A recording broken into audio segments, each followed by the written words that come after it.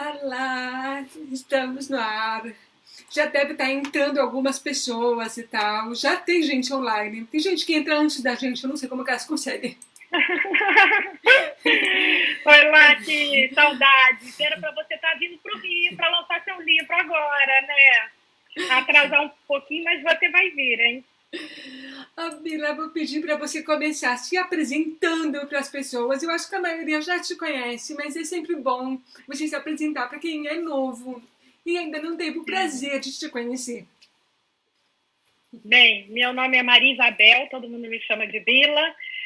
Eu sou professora da Universidade Federal aqui do Rio de Janeiro. Trabalho no Hospital Clementino Fraga Filho.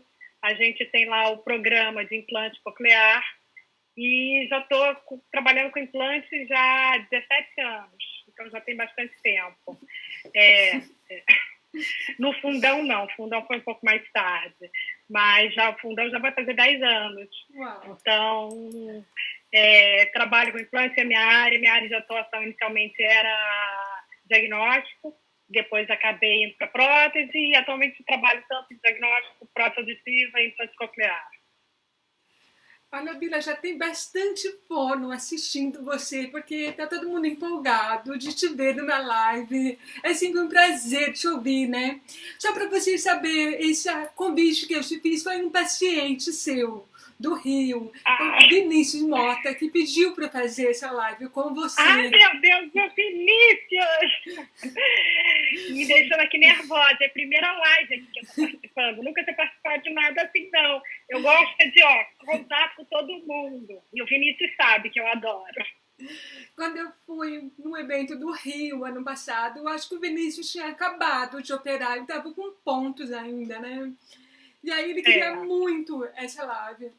E a gente pensou nesse assunto de falar com você o que impacta no resultado do implante, porque os resultados são muito variáveis. Aí fica aquela dúvida, por que o seu resultado é melhor do que o meu? Por que o meu resultado é tão superior ao de outras pessoas? E fica essa dúvida, mas é que assim, a gente tem que lembrar que cada ser humano é único. Mas na hora H ninguém lembra disso. Todo mundo quer um padrão para todo mundo. Por isso que eu quero ser você, como especialista, para explicar para a gente quais são os fatores que influenciam no resultado do implante. Então, por favor, nos esclareçam. Seguinte, realmente, como você falou, cada um é um. E é muito difícil para a gente falar, olha, você vai ter tal resultado. Porque, assim, tem toda a parte central, cognitiva, tem muita coisa envolvida no implante coclear. Tem alguns fatores que que ajudam num bom prognóstico, mas nada garante. Alguém que fale, olha, você vai ter 100% de chance de ter resultado, está mentindo, porque a gente não tem como ter certeza. Mas tem algumas coisas que a gente realmente sabe que ajudam. A principal é o menor tempo de privação auditiva. Então, assim, tanto na criança como no idoso. Eu estava lendo hoje mesmo um trabalho, a gente tem no mundo mais de 460 milhões de pessoas com deficiência auditiva incapacitante. Desses 460 milhões, a cada 3 pessoas com mais de 65 anos, um tem uma surdez incapacitante. E assim, cada vez mais o tempo de vida está aumentando. E a gente sabe que a questão auditiva é muito importante para a pessoa. Prever demências, Alzheimer e muitas outras doenças neurológicas que dependem da audição como fonte de entrada para ajudar a prevenir. Então, assim, se tratar uma deficiência auditiva, tanto no idoso como na criança ou no adulto mesmo, é muito importante. Atualmente, eles calculam que em torno de 15 milhões de pessoas poderiam ser beneficiados com ou um implante ou uma prótese ósseo-integrada. E somente 5% dessas pessoas usam esse tipo de aparelho. Então, assim, a gente tem que divulgar, a gente tem que estar mostrando, e ainda mais agora que, assim, a nível de Brasil, a gente tem os convênios que pagam isso, são obrigados a pagar, e o SUS que também paga esse tipo de cirurgia. Então, assim, é importantíssimo. E uma das coisas que a gente mais vê, que impacta, é o tempo de privação. Então, quanto maior o tempo de privação, o resultado vai piorando. Porque você está privando o trabalho do sistema de processamento, sistema neurológico. E outra coisa em criança também. Criança pequena. Quanto mais novo a gente conseguir, quanto menor o tempo dela ficar sem escutar, melhor o resultado. A gente tem aí já o teste da orelhinha, que é um teste que é obrigatório, é feito em maternidade. No caso de falha, é importante estar fazendo o diagnóstico, sendo encaminhado para follow-up, sendo encaminhado no caso de confirmar perda, para poder fazer cirurgia de implante, colocar um aparelho, o que for. Então, assim, a gente já tem isso. E, infelizmente, a gente não vê essas crianças chegarem precocemente para a gente. Eu vou perguntar uma coisa. A causa da surdez, ela influencia no resultado do implante? Sim, sim. Eu fiz uma pesquisa nesses últimos 2 anos lá na UFRJ, em que eu avaliei várias variáveis, entre elas a questão da patologia. Tem patologias como a meningite, que pode danificar não só a cóclea, mas também a região mais central, e aí o prognóstico é pior, até pela colocação dos eletrodos. Muitas vezes a gente não consegue que entrem todos os eletrodos, então o resultado é mais limitado. Então, tem algumas patologias que o prognóstico é pior e tem outras que o prognóstico é melhor. Mas, assim, como eu já falei, é uma caixinha de surpresa. Eu uma vez peguei uma senhora que a gente chegou e falou, olha, já tinha 10 anos de privação, sem escutar nada, uma perda progressiva, já surdez profunda há muito tempo, 84 anos, não usava mais de 10 anos aparelho de audição, e com 1 mês ela já estava falando no celular. Então, assim, é uma caixinha de surpresa. A gente não pode prever resultados, mas algumas patologias o resultado é melhor e outras a gente vê que o resultado não é tão bom. Mas... Sim.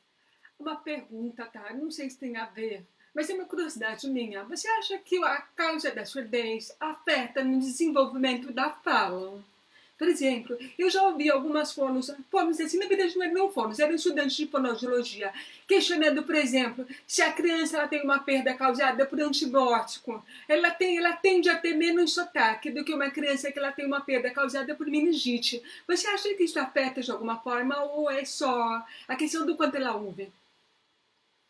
Eu acho que é questão do quanto ela ouve, até e de que idade que ela foi afetada. Então, se ela teve uma surdez por antibiótico, meningite, bebezinha, mas se entraram todos os eletrodos, se foi tudo bem, acho pouco provável que tenha diferença na fala. Mas é muito mais pelo feedback auditivo. Se entraram menos eletrodos, o resultado é mais limitado, aí você vai ter um feedback pior, acaba que a sua fala fica pior. Mas pela causa interferir na fala, não. É uma coisa que eu tinha ouvido falar, e aí eu trouxe esse assunto só por curiosidade mesmo, mas pelo visto foi só um comentário. Uma coisa que eu sempre tive curiosidade de saber, qual foi a idade mínima que vocês já implantaram na Central Carioca? Foi a criança mais nova, tinha 7 meses, a Joana, ela tinha 7 meses, foi uma criança que a Mari foi tudo muito rápido. E assim, o que acontece muitas vezes? Os pais recebem o diagnóstico da surdez e eles levam um tempo para trabalhar aquilo, para poder reagir. A gente chama até de luto. Então, esse tempo que leva, acaba que demora um pouquinho para chegar para a gente. Já a Joana, com 15 dias, um mês, já estava com aparelho de audição, já fazendo teste genético, já correndo. E aí a gente conseguiu realmente acelerar essa cirurgia. Temos conseguido fazer com menos de 1 ano, mas ainda não é o número que a gente gostaria. Acho que menos do que 6, 7 meses, não há necessidade, não há mudança também no resultado, e a criança a gente tem que ter certeza do grau da perda, tem que ter certeza que é candidato ao uso de implantes, e assim, é uma cirurgia. O bebê tem que ter um mínimo de peso, de condição para poder fazer essa cirurgia. Então, assim, entre 6 meses e 1 ano, o resultado também não muda tanto. E vou te falar, eu estou falando tudo isso, pode ser que numa live daqui a 1 ano eu esteja falando coisas diferentes. Porque, assim, o que a gente vai vendo na pesquisa vai fazendo a gente mudar os conceitos que a gente tinha. Então, nas pesquisas e nos resultados que a gente encontra. Assim, até eu estava lendo outro dia um artigo, o FDA, que é quem determina as normas americanas para fazer qualquer procedimento de saúde, em 1990 ele autorizou fazer cirurgia de implante coclear em crianças com mais de 2 anos de idade com perda profunda. Em 98 ele já mudou essa idade para 1 ano e meio. E depois, agora não me lembro o ano, em 2000, ele mudou para 1 ano. Lá, eles só autorizam fazer acima de 1 ano. Agora, tem outros países, como a Austrália, África do Sul e alguns países da Europa, que já autorizam a partir de 4 meses. Que bacana. Eu acho. E tem diferença entre o bebê que implanta com menos de 6 meses e um bebê que ele implanta perto de 1 ano? Tem diferença nesse caso? Nos estudos que eu vi no último congresso, eu fui lá fora, que falaram muito sobre isso, sobre essa questão, não tem. Muito interessante. Agora, falando de pacientes adultos, né? Já tem uma pergunta aqui voltada para pacientes adultos. Como eu falei para você, os adultos estão a todas, porque tem muita gente que já tem um implante e tem interesse de fazer do outro lado. Gente que tem implante há mais de 10 anos.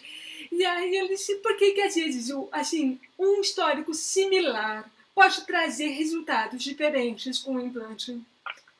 Por exemplo, pacientes pré-linguais que foram implantados tardiamente, às vezes têm resultados muito discrepantes, tem alguns que têm um ótimo resultado com o implante e alguns que não têm um resultado tão bom. E que pode ter influenciado para ter essa diferença?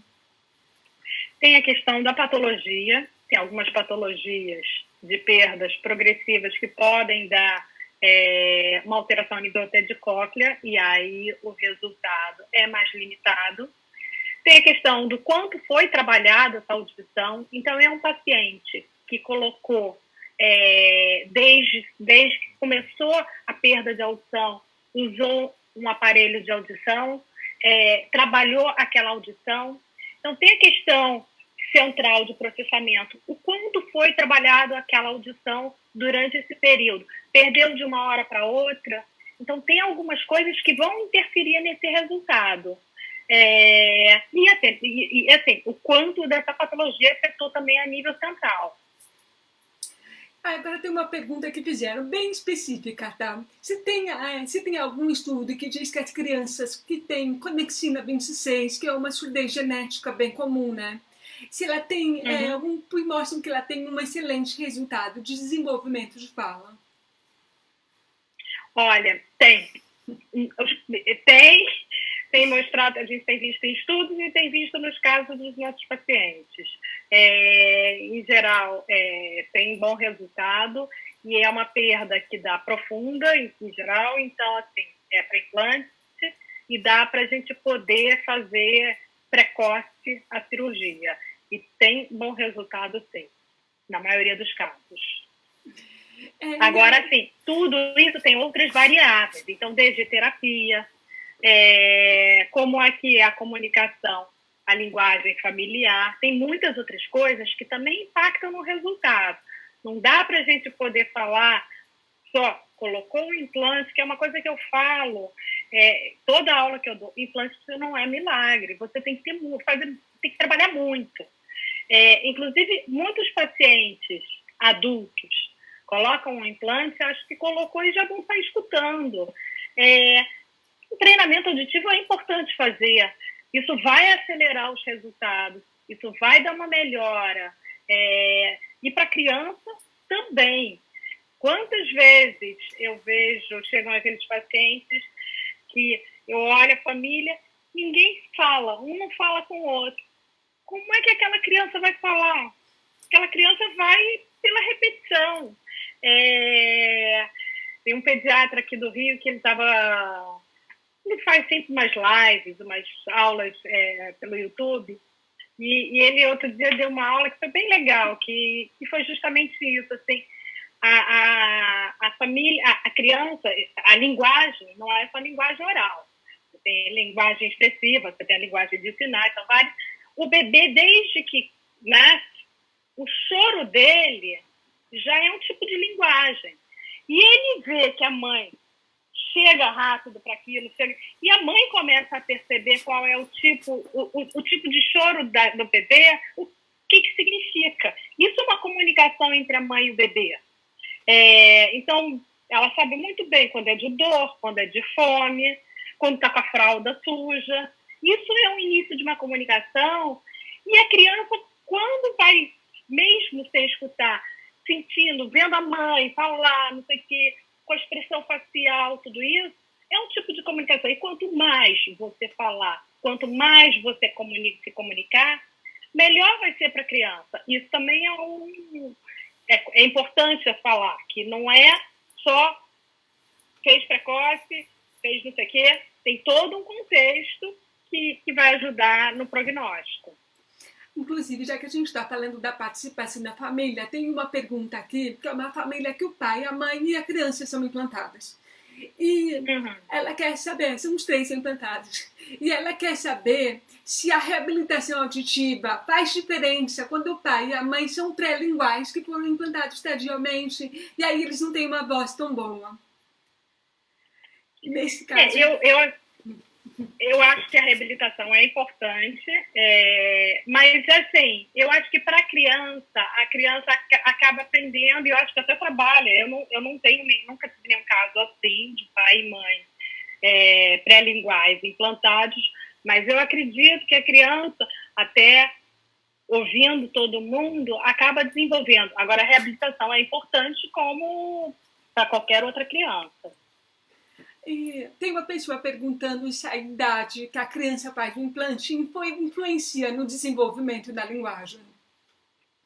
Sim, sim. Quanto mais precoce, melhor vai ser o resultado. O ideal é fazer antes dos 2 anos. É o ideal. Até os 4 anos, a gente tem ainda um resultado relativamente bom. A partir de 4 para 5 anos, aí o resultado vai sendo mais limitado. E, assim, criança maior de 5 anos que não tem uma comunicação estabelecida, o resultado é muito limitado. E, assim, tem que ser feita avaliação, inclusive, muitas vezes é contraindicado. Tem uma pessoa perguntando se quando a pessoa tem meningite, tem um prazo para ela fazer um implante. O problema da meningite, a meningite pode calcificar a cóclea. Então, o problema maior desse tempo é se houver essa calcificação, porque aí não deixa atrapalha a entrada dos eletrodos. Uma pessoa que teve uma meningite há 2 anos atrás, não sabia que existia implante, não foi apresentado na época, resolve fazer agora, faz um exame de imagem e dá que pode ser feito, não tem menor problema. A questão da meningite é realmente a questão que pode vir a ter calcificação. E aí, às vezes, com 1, 2 dias do quadro, você já pode encontrar isso. Mas tem pessoas que não têm. Então, a questão da meningite é mais a questão realmente da calcificação. Deixa eu ver mais. Que perguntaram aqui. Que a pergunta do Vinícius, né, que fez, é o responsável pela live. Ele está perguntando se o implante coclear ele consegue sumir com o zumbido que algumas pessoas têm. Muita gente, assim, o zumbido, primeiro que a gente não sabe direito qual é a causa, mas muitos pacientes nossos relatam que com o implante o zumbido melhora e muitas vezes até some. Uma parcela menor refere não mudar o zumbido, que o zumbido continua. E muitas vezes, no início, logo na ativação, esse zumbido piora, mas a tendência é ir melhorando. Muitos pacientes relatam que o zumbido some.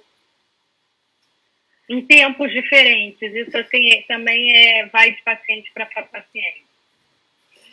E vamos falar então do papel da família. Como é que você aconselha que as famílias trabalhem com os pacientes nesse momento que muitas vezes não estão conseguindo fazer fono presencialmente? Quais são as sugestões de trabalhar com a criança em casa? Eu acho que assim, eu não sou fonoterapeuta, mas assim, o que eu oriento, eu sei que não está fácil, falo até por mim, a gente tem que dar conta agora de casa, arrumar casa, comida. Minha família, todos saíam de manhã e voltavam só à noite, ninguém almoçava. Agora tem que fazer almoço, tem que fazer jantar, ter comida, organizar tudo. O trabalho está muito maior. E para quem tem filho em idade escolar, também está bem complicado, porque ainda tem que ajudar nas questões escolares. Mas, assim, o que eu acho é qualidade no tempo que estiver com a criança, e pode contar história, vai fazer uma tarefa de casa, arrumar a casa, varrer, chama a criança, vamos varrer, vamos fazer, e ir contextualizando tudo, assim, vai muito da idade da criança, né? Então, para aquela criança menor, é importante ainda ter um concreto. E aí, contando, pegar livro. Eu acho que livro, música, cantar música com a criança, e coisas do cotidiano da criança, eu acho que isso ajuda muito. Agora, sim, tentar ver também com a fono se é possível algumas interações, até fazer não uma terapia formal, mas alguma coisa até pelo computador. Também pode ajudar e orientar a dar. Eu acho que o mais complicado realmente são as crianças que ainda estão na fase pré-diagnóstico ou início de implante, acabaram de fazer o implante. Porque os maiorzinhos acabam que já sabem o que a fonoterapeuta faz e pode fazer um trabalho parecido em casa. Mas eu acho que, assim, interagir muito com a criança, conversar muito com a criança e contar histórias, cantar, e eu acho que isso ajuda muito. Tem uma outra pessoa que está perguntando quais as possíveis causas para uma criança recusar usar um implante coclear no dia a dia. Se, por exemplo, uma criança que acabou de implantar ou que implantou há pouco tempo e ela está recusando pôr o implante, o que pode ser causar isso, essa recusa da criança de usar o aparelho? Eu acho que assim, tem que analisar, tem que ver programação, pode estar forte, a criança está sentindo desconforto, então eu acho que vale a pena procurar a fono que faz o mapeamento para dar uma olhada como é que está. Tem criança que até notar um benefício, que às vezes no início, você logo que ligou o implante, imagina o que você sentiu. Não é uma coisa de pronto agradável. Então, para uma criança, muitas vezes também não é. Então, até a criança notar aquele benefício, leva um tempo. Então, tem que tentar perceber se está dando desconforto, se a criança não aceita por algum desconforto que o implante está causando, ou se simplesmente ainda, porque ainda não tem um benefício, então vai insistindo aos poucos, vai colocando e distraindo a criança, vendo se a criança vai... Até que daqui a pouco ela vai ter o benefício. Eu, assim, já fiz vários pacientes, inclusive, com outras questões, além da auditiva, que os pais falavam, ele não aceita nada, ele não vai conseguir ficar. E ficam. Quando ele começa a ver o benefício, isso a gente vê tanto com a prótese auditiva, com o aparelho de audição, como com o implante. Na hora que a criança começa a ver o benefício, ele vai aceitando. Então, tem que ver, às vezes, até se está incomodando o lugar, não estava acostumada a usar. Então, ver alguma coisa que possa facilitar, ficar no local de maneira mais agradável. Agora, então, eu não sei se você está tendo esse problema, mas questão de faixa, quem usa óculos, implante e ainda máscara, tá sendo assim, um excesso de aparatos que para a criança, muitas vezes, isso é desconfortável. Então, assim, tem que ver, realmente analisar o que pode estar. Se é o implante, se é a colocação, se está muito forte para ele, ou se ainda não está dando o benefício que a criança está gostando. Aproveitando o próprio, vai emendar essa pergunta com a outra pergunta que fizeram aqui. Quanto tempo, mais ou menos, que assim, é um tempo esperado para a criança que põe o implante, ela começar a responder? Por exemplo, responder o chamado, responder o nome, reconhecer o nome dela. Qual é o tempo, assim?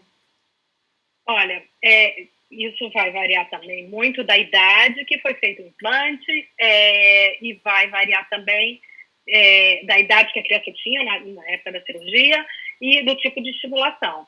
Mas, em geral, de 3 a 6 meses, a criança já está... Você tem que imaginar que aquela criança está nascendo auditivamente na hora que faz o implante, na hora que ativa o implante. Então, assim, antes de 3 meses, muito pouco provável.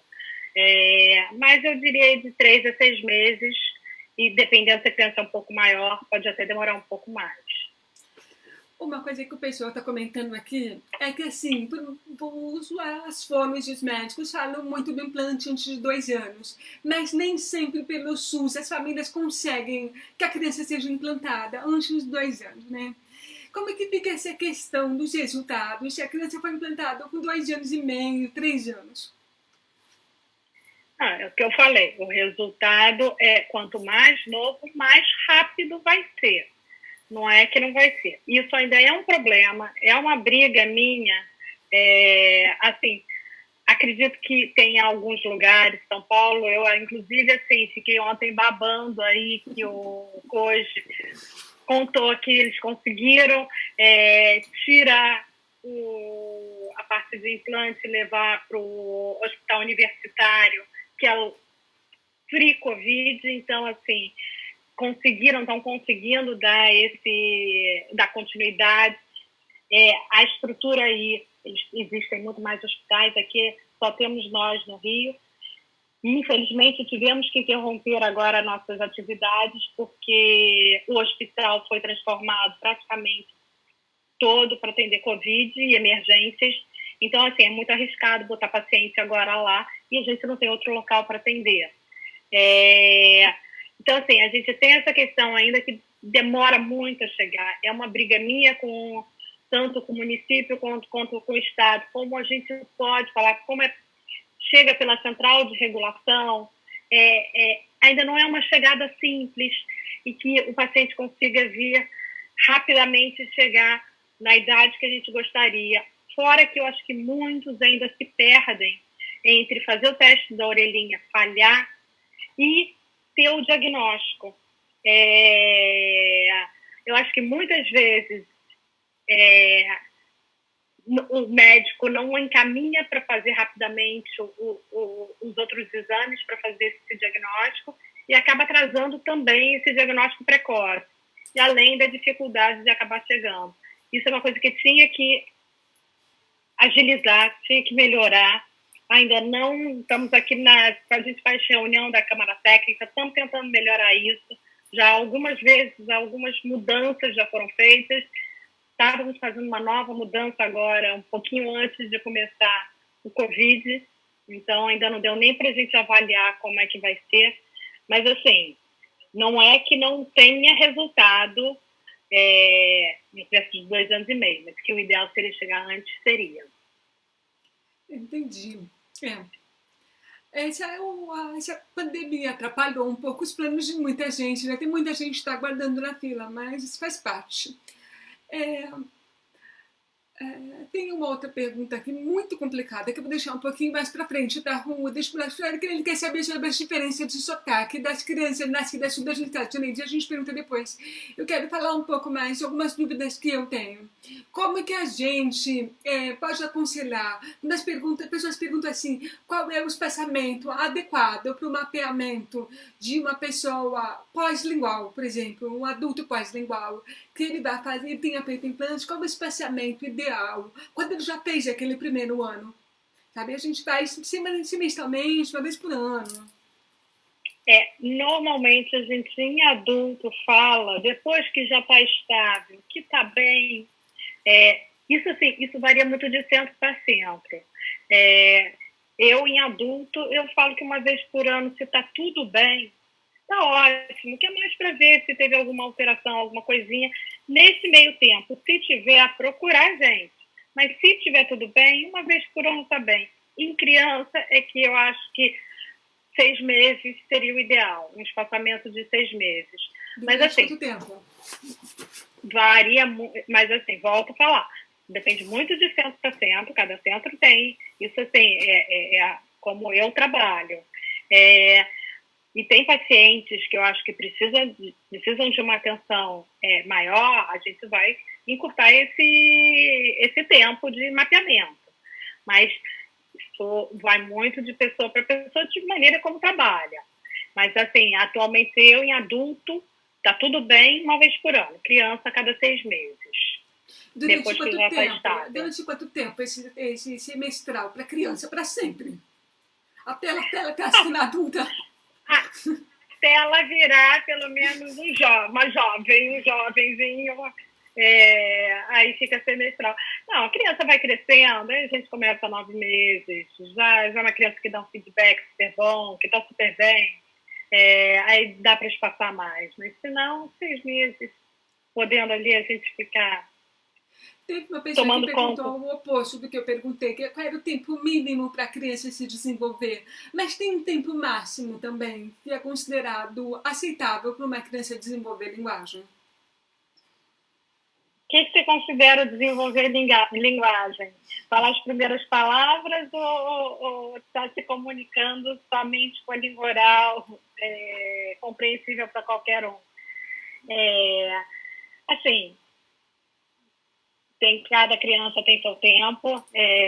A gente vê crianças sem alteração de linguagem, sem alteração auditiva, que às vezes tem crianças que começam a falar com 10 meses, outras com 2 anos. Então, assim, isso a gente vê também na criança implantada. Tem crianças que são mais rápidas e tem crianças que são mais demoradas. Uma das coisas até no teste, nessa pesquisa que eu fiz ano passado, apliquei 2 testes de fala e linguagem, que avalia a fala e linguagem. E uma das coisas que eu notei num dos testes, não nos 2, mas que o sexo interferia. As meninas falavam mais rápido que os meninos. Mas, assim, foi uma estatística, assim, o N não era tão grande e a diferença estatística foi significante, mas também não foi uma coisa... Mas, assim, tem... Então, a questão de sexo, tem a questão da criança que já falaria. Mas o que a gente espera é que uma criança já esteja implantada com 1 ano de implante, já esteja falando algumas coisas. Pode ser que tenha outras questões que não dá para excluir. Então, assim, não dá para generalizar. Uma pergunta assim, já que a gente fala de tempo máximo, depois de quanto tempo que a criança não está desenvolvendo a linguagem, que aí a gente aconselha que ela vai procurar a língua de sinais, porque também não vai deixar a criança o resto da vida sem comunicação nenhuma. Quanto tempo dá para a gente esperar, no máximo, né? Eu, quando começo a ver com 1 ano, 1 ano e meio, que ela não está evoluindo e vendo que teria tudo para evoluir, aí a gente orienta já a linguagem de sinais. Seguinte, lá no fundão, muitas vezes a gente conversa, a gente já entra, quando a criança é um pouco maior, já entra com linguagem de sinais juntos, para poder ter uma comunicação. É importante a criança se comunicar de alguma maneira, Agora, assim, a linguagem de sinais não pode ser só a criança, tem que ser a família toda. Muitas vezes essa criança começa, então, se comunicando com a linguagem de sinais e conforme vai sendo oralizada, ela até vai diminuindo, às vezes usa até as duas. A linguagem de sinais, então, a gente vai avaliando se realmente a comunicação está sendo pouca, a linguagem oral, aí um ano e meio, se não está, eu acho, oriento e até ver se tem alguma outra coisa que possa estar dificultando isso. Tem uma mãe perguntando que a gente, assim, tem diferença no desenvolvimento de falas de uma criança que ela é implantada unilateralmente de uma criança que ela é implantada bilateralmente? Na pesquisa que eu fiz, deu uma pequena também diferença do uni para o bi. Não é que unilateral a criança não vai desenvolver. Se aquela criança, mas a rapidez no bi é melhor. Por que isso? Porque acaba que ela tem uma mensagem melhor quando tem 2 implantes. O nível de... inclusive, não só... Você está falando aqui, o implante está aqui, ela não perde informação se você está com bilateral. Então, bilateral é um pouco melhor. O resultado deu uma diferença, sim. Mas o unilateral não vai impedir também de evoluir, não. Inclusive, tem uma mãe perguntando se uma criança que faz implante perto dos 5 anos, se o resultado dela vai ser muito demorado. Vá. Se é uma criança até que tem uma ótima intenção comunicativa, se é uma criança que, assim, você já via que tentava falar, usou aparelho de audição, foi estimulada de alguma maneira, o prognóstico é melhor. Mas uma criança que usou muito pouco aparelho, não tem uma intenção comunicativa, o resultado é demorado, sim. Sim, o resultado vai ser mais limitado. Entendi. Bom, deixa eu ver uma pergunta aqui que eu tenho esquecido de fazer, né? Senão, a gente tem algumas perguntas que eu gostaria de fazer, que eu tinha meio que preparado para esse negócio. Uma pergunta assim, quando a família não tem condição de pagar uma fono especificamente especializada em desenvolvimento de implantados, o que você recomenda que ela busque como alternativa? Não, assim, teoricamente, o SUS é para dar conta da terapia, da fonoaudiologia, né? Da terapia. Eu acho que, assim, tem que procurar pelo menos uma fonoaudióloga que trabalhe, que seja especialista em linguagem. É muito importante você fazer um trabalho até para orientar a família como trabalhar. Eu acho que o trabalho da fono é principalmente em ajudar a dar um norte, um guia para aquela família de como trabalhar aquela criança. Porque a fono você vai ficar 1 hora, 2 por semana com aquela criança. O resto vai ser um trabalho que a família vai fazer com a criança. Então, eu acho que vai ajudar mais. Agora, teoricamente, quando a gente vai fazer uma cirurgia de implante, um dos pré-requisitos que a gente faz é ter uma fonoaudióloga para fazer terapia em qualquer lugar do Brasil. Então, assim, você tem que ter uma fono. E o SUS era para dar conta disso. Entendi.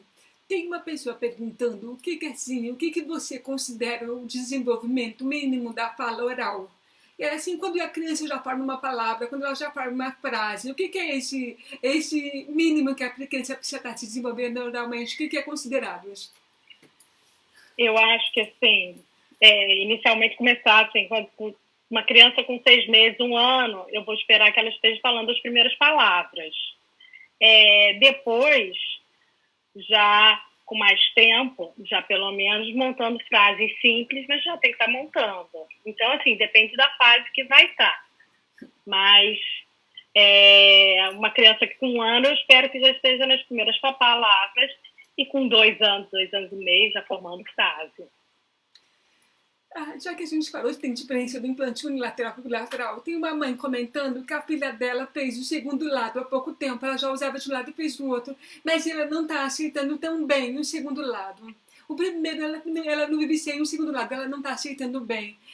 O que pode estar causando essa resistência? O que ela pode fazer para a filha dela aceitar o segundo lado? Seguinte, eu não sei o tempo de diferença de um lado para o outro. A gente está vendo isso muito agora, principalmente nos adultos que estão resolvendo fazer, que estão querendo fazer o segundo lado, e a gente estão começando a fazer. Então, a gente tem adultos que passaram 20 anos e fizeram o segundo lado 20 anos depois. O resultado, esse lado não foi trabalhado.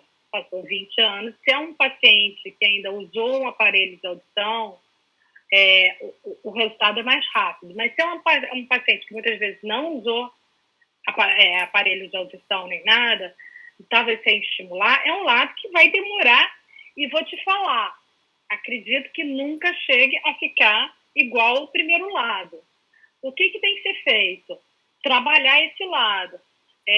Eu não sei a idade que a criança tem, mas tentar, nos momentos, o que eu oriento aos pacientes que fizeram o segundo lado, que eu acompanho por um tempo, está de bobeira, pode não ficar, tira o primeiro lado, para poder tentar trabalhar e correr atrás. Não vai mandar essa criança para a escola só com um lado novo, não, porque a criança vai surtar. Mas na hora que pode, que não está precisando, para poder treinar. E, assim, ver que também questão de mapeamento para melhorar a condição desse segundo lado também. Tem algumas coisas que a gente pode fazer no mapeamento que melhora essa adaptação. Mas é normal, porque o som, como ela não trabalhou a parte central, também não está sendo trabalhado. Você tem que correr atrás disso. E demora um tempo. Você passou por isso, né? Você pode até falar um pouco. Então, na verdade, eu não posso falar disso porque eu tenho um resultado tão melhor com o segundo implante que às vezes eu deixo de usar o primeiro lado. Então, às vezes eu fico só com o segundo lado porque o resultado é muito diferente, então eu não sou parâmetro, porque eu tenho assim 100% de compreensão desse lado, 10% de compreensão desse. Jura? O meu caso é um caso muito específico, tá? Então eu não sou referência, eu só tenho metade dos eletrodos de um lado, já consideramos o reimplante nesse lado, que estou enrolando o médico, mas ele já perguntou se eu não gostaria de reimplantar, porque ele está considerando que pode ser algum problema na parte interna do implante. Mas, enfim, vamos deixar o meu caso de lado. O que eu tenho visto, assim, em geral, o que acontece? A gente, quando faz o segundo lado, no início, o paciente fala, é horrível esse segundo lado. Depois de uns 2, 3 meses, já começa, eu não consigo entender no segundo lado. Mas eu não consigo ficar sem. Quando eu estou sem, eu sinto que está pior a minha audição. E assim vai até não conseguir mais tirar o aparelho, que melhora a qualidade. Mas isso vai muito de pessoa para pessoa e tem que ver realmente, conversar com a fono. Agora, eu acho que treinamento auditivo nesse lado novo. Tem uma mãe fazendo uma pergunta que eu achei bem interessante. Se é possível que um surdo profundo, implantado bilateralmente, tenha mantido a audição residual dele, porque ela tem a impressão de que a filha dela ouve quando está, inclusive, sem um implante? Isso é possível? É possível, mas assim, o que eu acho é que a pessoa fica mais atenta às pistas em geral. É possível, os eletrodos, inclusive, atualmente estão cada vez melhores para manter esse resíduo. Mas muitas vezes, durante a cirurgia, ainda mais se foi feita há mais tempo, acaba perdendo esse resíduo auditivo. Eu acho que é muito mais pelo trabalho que o implante faz, que ela começa a pegar pistas muito mais rápidas e mais fáceis, pelo tipo de trabalho. Tem uma pessoa pedindo para eu falar um pouquinho do meu caso, sim, porque pode ter que ser alguém que tem um resultado parecido. Então a gente pode conversar rapidamente. Então, meu primeiro lado, eu tenho fibrose na cóclea. Dos possíveis diagnósticos é que a minha cóclea seja com um pouquinho de fibrose. Como a gente sabe, a fibrose ela pode afetar muito o resultado do implante, né? Sim. No meu caso, quando eu botei o primeiro lado, eu tinha mais de 20 anos de privação. Então a gente achava que os resultados eles estavam adequados para uma pessoa que tinha mais de 20 anos de privação auditiva, que a gente sabe que é um resultado lento, blá blá blá. Eu não tenho todos os eletrodos desse lado, eu só uso Cochlear, então eu tenho 22 eletrodos, só 18 puderam ser inseridos. Tá? Só 12 estão ativados, porque eu tinha um pouco de dor. Quando eu ligava, assim, na hora que eu ligava, eu sentia uma coisa física. Então nós fomos desligando alguns eletrodos até ficar agradável. Tá? Quando eu fiz o segundo lado do implante coclear, desse lado eu já tinha 25 anos de privação, porque levou 3 anos. Em 10 dias eu entendia frases inteiras. Até hoje eu não entendo frases inteiras com o primeiro lado. Então, assim, o tempo de privação não foi o fator decisivo. Mas é o que eu falo até para você. É uma incógnita. Você vai falar, você vai garantir o resultado do paciente, não dá para garantir. Você vai garantir que o segundo lado vai ser excelente? Grande chance, mas pode não ser. Então, assim, cada pessoa é uma pessoa e cada lado é um lado também, né? Eu já vi pacientes bilaterais que a criança não aceita de jeito nenhum um dos lados. E já tentamos de um tudo. Tem a questão do processamento. Como é que está o cruzamento das vias? São coisas que, em pessoas com audição normal, a gente tem como avaliar, mas com a perda de audição, a gente não tem como avaliar. Porque a perda atrapalha os testes. Então, a gente não sabe se ela tem uma alteração de processamento anterior e que isso não está deixando ela ter um bom benefício. A Isabela Pedrali, que é uma fono muito querida de Curitiba, eu sou muito fã dela, uma pessoa que eu adoro. Ela está te perguntando se você tem experiência com crianças com que usam implante coclear com múltiplas deficiências. Principalmente ligadas à entre a audição e a sustentação da cabeça, do pescoço. Com paralisia, seria com paralisia cerebral, alguma coisa assim? Tem. A gente com múltiplas deficiências assim, tem tido muito bom resultado. Eu estou super a favor de indicar. E as crianças melhoram muito a atenção. E muitas vezes a questão de melhorar a atenção faz trabalhar até a questão de musculatura também. Acho que super a favor de indicar. Tenho indicado, em geral, os processadores quando a criança tem uma coisa muito severa.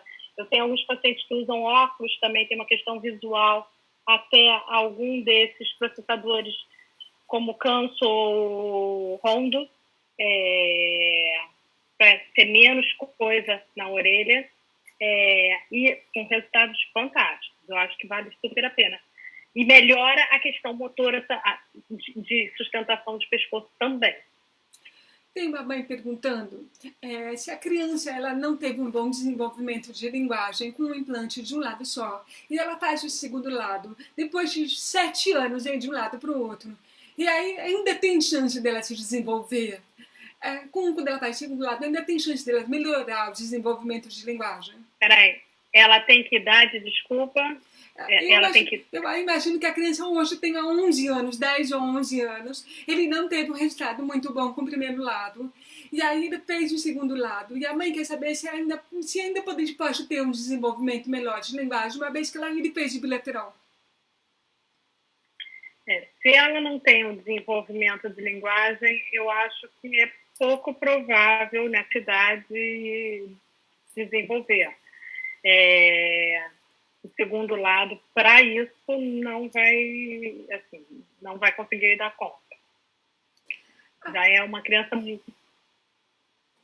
Porque assim, a gente tem uma questão de plasticidade. A plasticidade é mais ativa quanto menor principalmente, que a gente fala, o ideal é antes dos 2 anos, mas principalmente nos 2 primeiros anos de vida, a gente tem plasticidade a vida inteira, mas os primeiros anos de vida são os mais importantes.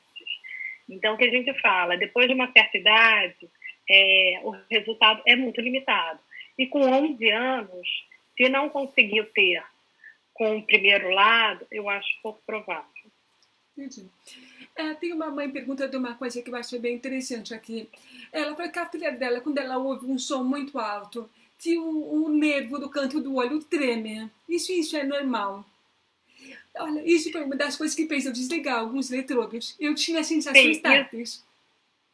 Isso aí pode ser sensação extra-auditiva.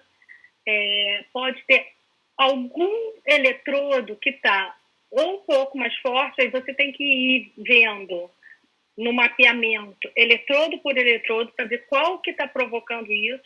Muitas vezes, diminuindo, você já consegue, aquele determinado eletrodo, você já consegue resolver, ou algumas vezes a gente tem que desligar o eletrodo. Que a sensação, o estímulo está pegando outros nervos que não o auditivo. Isso é uma coisa que é resolvível, mas tem que resolver, porque isso incomoda a criança ou o paciente. Isso é uma coisa que pode acontecer muito. Tem uma pergunta aqui que eu acho que talvez não seja da sua alçada para responder. Tem uma mãe perguntando como é que pode melhorar o sotaque de surdo, que alguns surdos têm. Mas eu acho que isso não está tão ligado ao implante, né? Isso está ligado à reabilitação. A terapia. Eu vou te falar, a gente lá na UFRJ, junto do nosso, quer dizer, por acaso, no mesmo dia do ambulatório de terapia de surdez, tem um ambulatório de voz. E eles estão fazendo com alguns pacientes que se queixam disso, que querem melhorar, eles estão fazendo terapia de voz. Aí é com software específico que trabalha o visual com a questão auditiva e tem feito e com bom resultado. Mas não é minha área. Falando de voz, eu vou fazer a pergunta que o Raul pediu para eu fazer. Eu não sei se você já esteve nos Estados Unidos. Não sei se você já foi a trabalho ou em congresso nos Estados Unidos.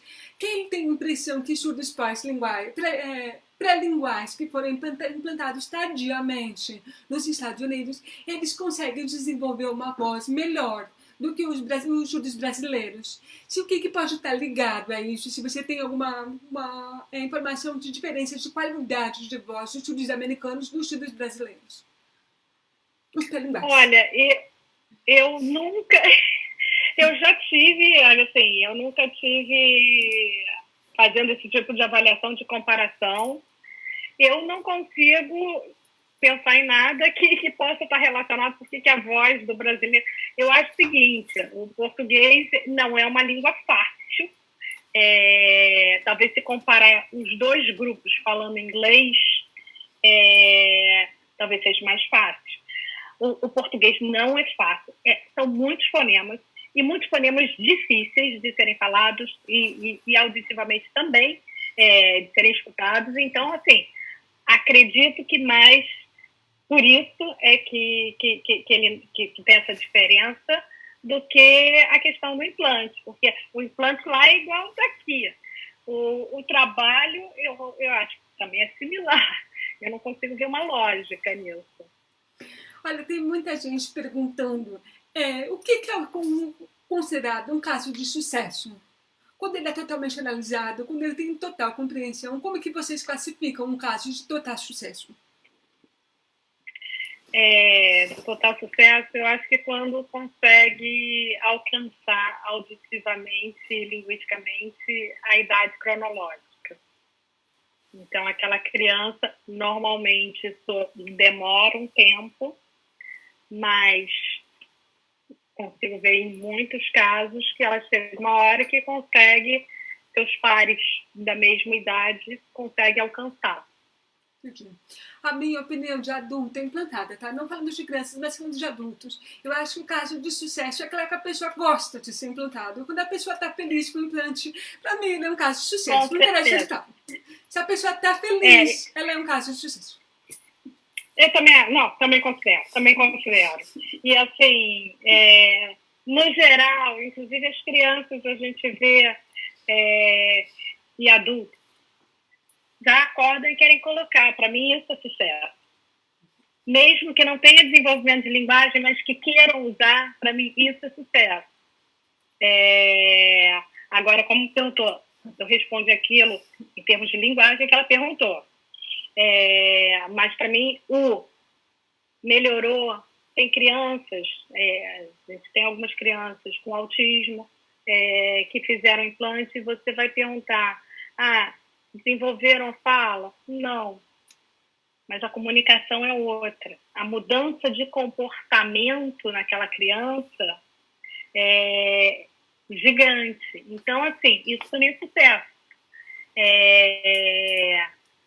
Tem pessoas que não estão, mas já querem, já sentem falta da hora que acorda, querer usar. Para mim, isso é. Tá certo. Tem uma pessoa que fez uma pergunta bem interessante uma vez, que teve crianças que acabaram de implantar, que já usavam planchulado e que fizeram implante ou fizeram bilateral recentemente, e por causa da pandemia não estão conseguindo fazer terapia, né? Você acha que você tem algum conselho para dar para os pais trabalharem em casa nesse período que não está sendo possível eles fazerem a programação ou fazerem a terapia? Porque às vezes a pessoa não mora na capital e não consegue fazer o mapeamento. E que os pais podem fazer para trabalhar durante esse período? Seguinte, acho que quase todas as empresas estão disponibilizando ferramentas para trabalho em casa. Se quiser até depois passar, essa pessoa me procurar no Facebook ou me mandar um e-mail, alguma coisa, eu posso dar dicas desses sites, dessas ferramentas que dá para os pais trabalharem em casa. Agora, o que eu acho que deve ser feito? Contar história, conversar, cantar, chama para fazer atividades, e durante a atividade vai conversando. A criança vai aprender por repetição. E quanto mais concreto, mais melhor para ela para aprender. Então, assim, acho que é um período que não está fácil para ninguém. Então, pega aqueles momentos, dá qualidade para essa criança. Agora, se quiserem essas ferramentas, eu também posso ajudar, posso informar. E no caso de quem teve a cirurgia adiada, né, o que a pessoa faz? Ela chora, ou se ela pode trabalhar de alguma forma com os aparelhos auditivos, o que ela poderia fazer? Eu acho que fazer a mesma coisa, conversar. Muitas vezes a gente vê pais que chegam pra gente, como filho é deficiente, a gente fala, se não está conversando, ele não me escuta. É para conversar, é importante ele ver essa comunicação, a linguagem, como eu falei, não é só oral, o gesto, a face, isso tudo é importante melhorar essa comunicação. Comunicação não, fugiu a palavra. Dessa maneira, eu acho que mesmo a criança que está esperando, realmente dá dó no coração, dá vontade de resolver, mas nessa situação, fica em casa por enquanto, está a melhor opção. Então, conversa, conta, mesmo que ela, pela expressão, pela maneira de falar, pelos gestos, ela vai pegar alguma coisa e vai estimular ela. Tá certo. Bira, tem alguma, a gente já vai fazer 1 hora, já passou super rápido. Se tem algum recado que você gostaria de dar? Porque a maioria das perguntas que o pessoal está fazendo está muito relacionado ao desenvolvimento de fala.